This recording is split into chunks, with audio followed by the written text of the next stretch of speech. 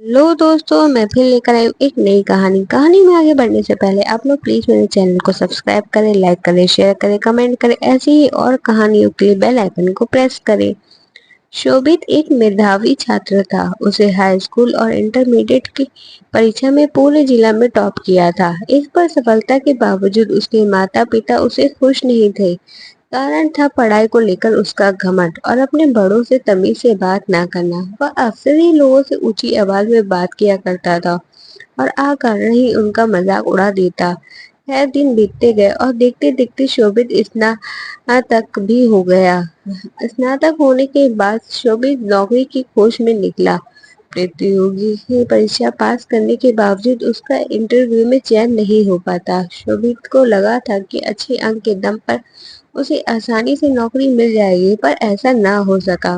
काफी प्रयास के बाद भी वो सफल ना हो सका। हर बार उसका घमंड, बात करने का तरीका इंटरव्यू लेने वाले को आघर जाता और उसे ना लेते। निरंतर मिल रही असफलता से शोभित हताश हो चुका था, पर अभी भी उसे समझ नहीं आ रहा था उसे अपना व्यवहार बदलने की आवश्यकता है। एक दिन रास्ते में शोभित की मुलाकात अपने स्कूल के प्रिय अध्यापक से हो गई। वह उन्हें बहुत मानता था और अध्यापक भी उसे बहुत स्नेह करते थे। शोभित ने अध्यापक को सारी बात बताई। चूंकि अध्यापक शोभित के व्यवहार से परिचित थे, तो उन्होंने कहा कि कल तुम मेरे घर आना, तब मैं तुम्हें इसका उपाय बताऊंगा। शोभित अगले दिन मास्टर साहब के घर गया। मास्टर साहब घर पर चावल पका रहे थे। दोनों आपस में बात ही कर रहे थे कि मास्टर साहब ने शोभित से कहा, जाके देख के आओ कि चावल पके कि नहीं।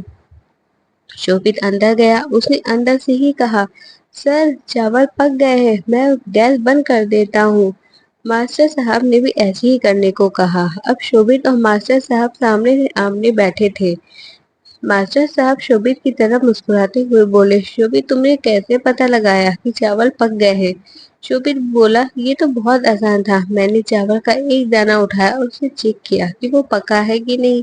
वो पक चुका था, तो मतलब चावल पक चुके हैं। मास्टर जी गंभीर होते हुए बोले, यही तुम्हारे असफल होने का कारण है। शोभित उत्सुकता से वश मास्टर जी की ओर देखने लगा।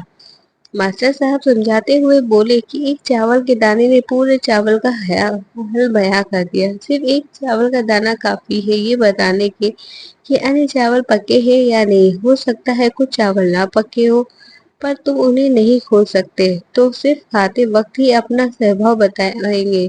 इसी प्रकार मनुष्य कई गुणों से बना होता है। पढ़ाई लिखाई में अच्छा होना उन्हीं गुणों में से एक है, पर इसके अलावा अच्छा व्यवहार, बड़ों से प्रति सम्मान, छोटों के प्रति प्रेम, सकारात्मक दृष्टिकोण, ये भी मनुष्य की आवश्यकता गुण है। और सिर्फ पढ़ाई लिखाई में अच्छा होना ही काफी ज्यादा जरूरी नहीं है।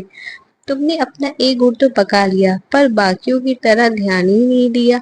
इसलिए जब कोई तुम्हारा इंटरव्यू लेता है, तो तुम उसे कहीं से पके और कहीं से कच्चे लगते हो। और अध्यापक चावलों की तरह ही कोई इस तरह कैंडिडेट भी पसंद नहीं करता।